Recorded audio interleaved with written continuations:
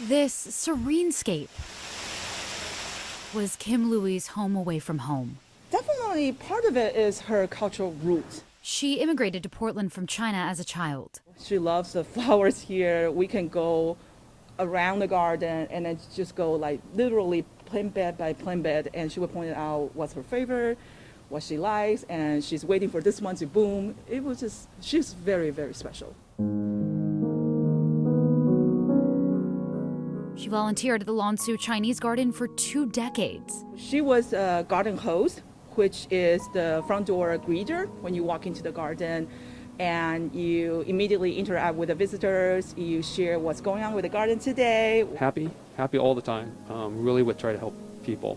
Kim was a longtime educator. In retirement, she educated visitors to the garden. She's such a nice presence. She's very sweet. She always wears a little flower pin, a Hawaiian dress. And I remember her sitting by the door on a chair and with her feet dingling. She was a lady in her 70s, but with a heart of just so pure, a child's heart.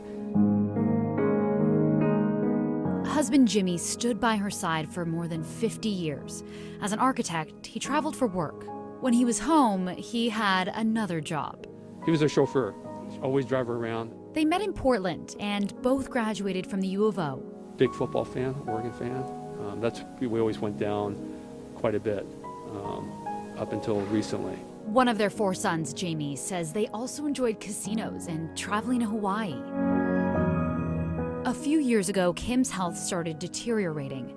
She was put on dialysis. She had a couple more years in her. In early November, Jimmy, almost 85, developed a cough and tested positive for the coronavirus. Then Kim got it, sending her to the hospital. They talk every day. Until the night of November 11th, when Jamie says his dad passed out, fell in his bedroom. So it was pretty sudden. And died. The doctors, when I have to talk to them, they said it could have been like by hypoxia, the low oxygen. Knowing more about how COVID, might have a stroke. They actually let me go see her to give her the news. Kim, worn down physically and mentally, declined. It takes this turn for the worse pretty quickly. My mom called and said, I'm ready to go. Ready to go mean come home. She said, no, I think I'm ready to go.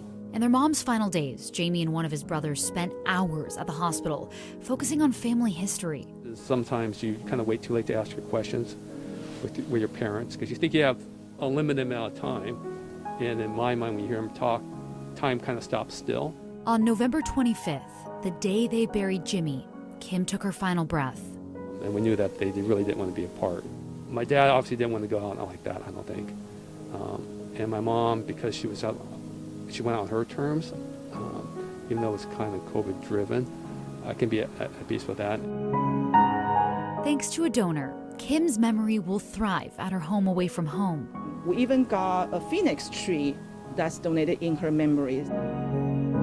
The pandemic showed us how fragile human beings are.